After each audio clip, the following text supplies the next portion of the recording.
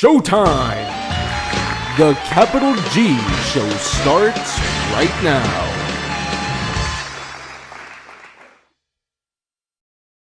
What's up YouTube, Capital G here. So last format felt like it just flew on by and was rather short, although when you consider how powerful Spiral were as a deck, that was probably for the best and ultimately a good thing. Spiral were the only deck to really get focused on our new ban list, which should make things a lot more interesting and unpredictable. And when you consider that we have some new challengers debuting later this month, I think that the meta is primed for a shakeup as we leave the Spiral Tier 0 meta in the rear view.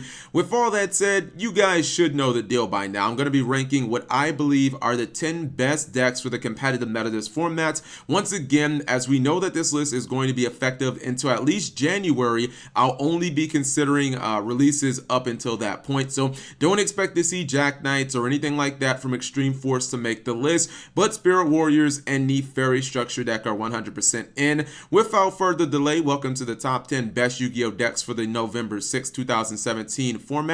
The Yu-Gi-Oh hierarchy. Number 10, Link Myrrh. So I'm sure a lot of people forgot Myrrh even existed, despite the fact that the deck has actually been getting a lot of indirect support lately with cards like Mistar Boy and White Aura Will, but I think that might change. The 8-3 variant from YCS London could be a one-hit wonder, but it wasn't so much the deck's success as much as it was the deck's potential that really impressed me. Myrrh will have some very big-time Link plays, and what I really like about the deck is how it is pretty much immune to hand traps. Nephthybis being a cost completely works around Ghost Ogre and Ash Blossom and still guarantees that you're going to get a search for whatever you need to get your deck rolling. And of course, you still have those consistent OTKs, which are just a bonus. Number 9, Paleozoic. I think Paleozoic is actually very similar to Burning Abyss, but maybe not with as much upside. Just like Burning Abyss, you can main deck things like Mistake and Anti-Spell Fragrance with little to no downside, but Paleozoic, even though they don't have as many floaters as BA, they do have that amazing lockdown XC monster and Totally Awesome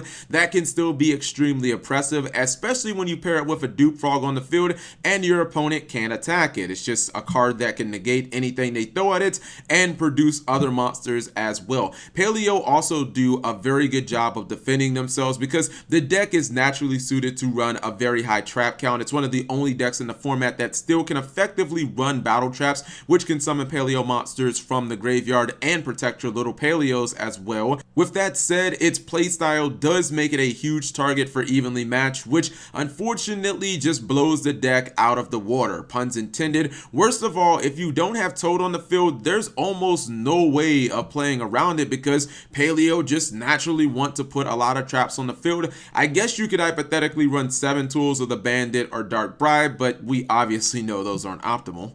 Number 8, Fernwood and Lightsworn variants. I put these two decks together because they often tend to overlap, and Fernwood naturally benefit from Lightsworn's milling mechanic, and Lightsworns are seeing their most competitive success, as of recent anyways, when they're paired up with Infernoids. Is that random? I don't think so. This kind of feels like chocolate and peanut butter. They're really awesome separately, but when you put them together, you get Reese's Cups, and those things are just next level good. Maybe this is because Elder Entity Nethys gives Infernoid Tiara a huge boost in power, or maybe it's because Charger of the Light Brigade is at 3 now and it really gets the deck rolling a lot quicker than Infernoids were used to, or anytime after they lost reasoning. Also, while Ash does completely wreck Left Arm Offering into grass plays, it often seems like the deck has too much milling for one copy of Ash Blossom to cover. I also like the deck's Pendulum matchup, and having every single monster in your deck essentially be a potential DD Crow, that seems pretty good against Spiral and their one copy of Quick Fix.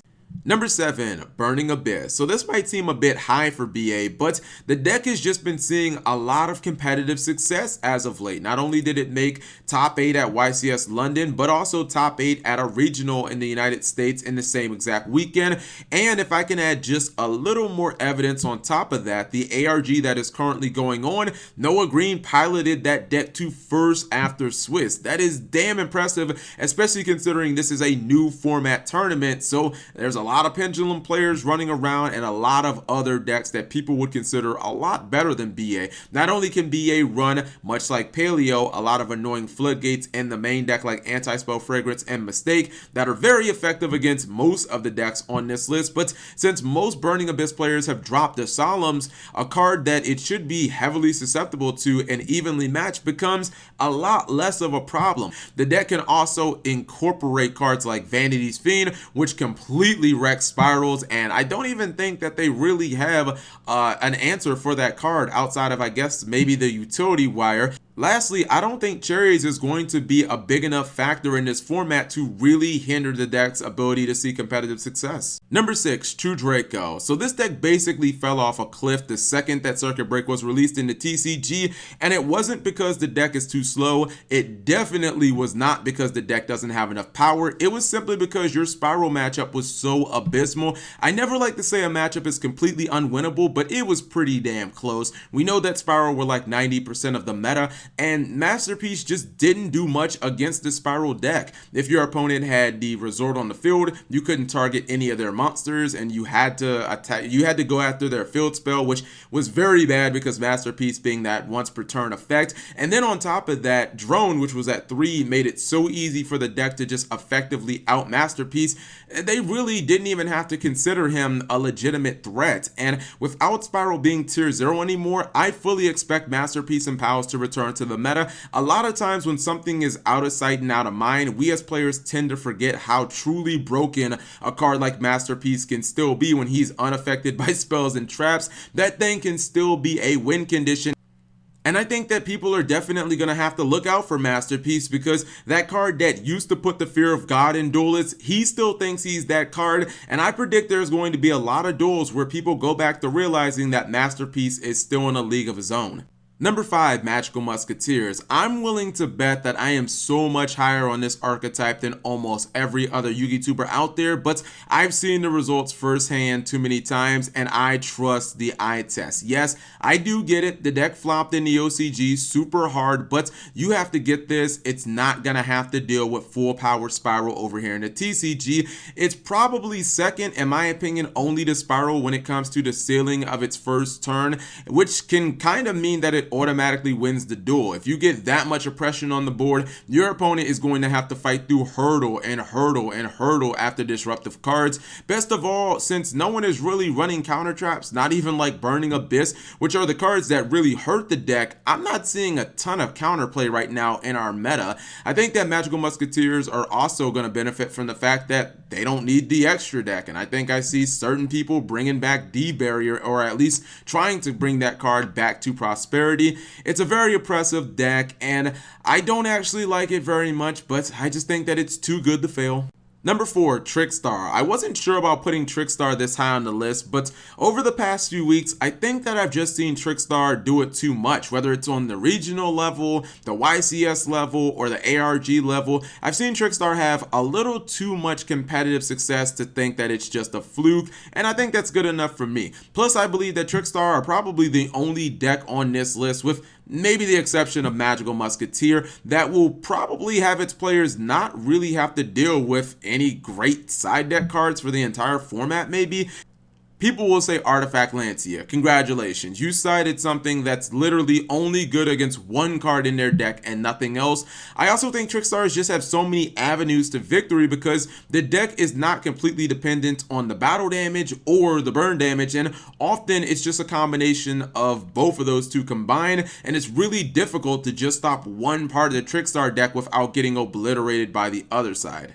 Number 3, Invoked. I think I've come to the conclusion that Invoked is actually the new anti-meta. It's fairly linear, terribly slow, and can be a little bit of a boring deck to play, but man, is the consistency so damn high. Much like Trickstar, it needs next to no room to incorporate its core engine, and from there you just have so many options. You can play Hand Trap City, you can play the Spellbook engine. If you want to play some Wind Witches, that's fine too. Helps you go into Raijin and also also lets you draw cards with Wonder One and maybe Spellbook of Knowledge. The options are kind of limitless, and you benefit from all of them in different ways. Not having any immediate link plays with GoFu does kind of suck, but a lot of people are looking at Scapegoat as a replacement. Not as fast, but it should be able to still get you those really awesome link plays. Number 2, Pendulum Magicians. I think Pendulum Magicians are going to be an extremely solid pick this format. I actually think that the deck has the best overall mix of consistency and power in the game right now, and from what I've seen, the deck rarely actually bricks. The problem with Pendulum Magicians is the fact that it honestly has so many easy counters. Cards like Evenly Match are damn near impossible for the archetype to play around, and you also have things like Mistake and Anti-Spell Fragrance that can completely ruin your day. And if you really run too many hand traps, that's when the deck can actually start to break. So Pendulums don't have that many ways of being able to effectively side against decks like Spiral and whatnot, because if you open up with like 2 scales plus 2 hand traps, you automatically have a terrible hand and you're probably going to lose. As I said earlier, it's a great deck and still one of the best decks in the game with a high ceiling, but there are definitely some problems and it's far from perfect.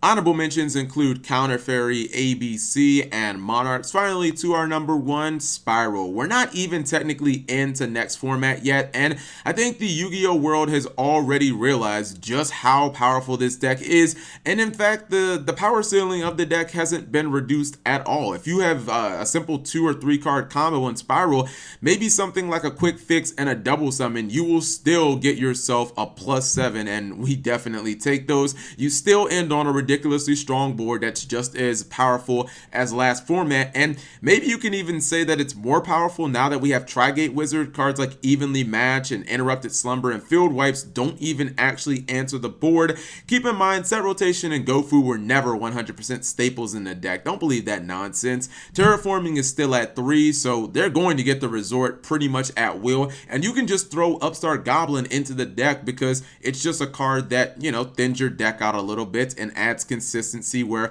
consistency has been lost. Honestly, I think that people have to accept the fact that I think that everybody had a knee-jerk reaction, Spiral dead, rip Spiral, but it's just not that. The deck is not dead. It didn't lose as much as people think, and it's still going to be one of the most consistent decks in the game. Remember that Spiral were so much better than everything last format that all this does is kind of put them on the same level as all the other decks. So if you think that the deck is as dead as a doorknob, I think you're pretty much just kidding yourself. That was a terrible metaphor. But you know what? Honestly, time will tell, guys. That's just my top 10 and my opinions. Whatever you guys think, leave it in the comment section below. Maybe there are some decks like Rockets that you guys feel like should have been on this list. Anyways, thank you guys for watching. As always, subscribe if you have not already and turn on those notifications for daily videos.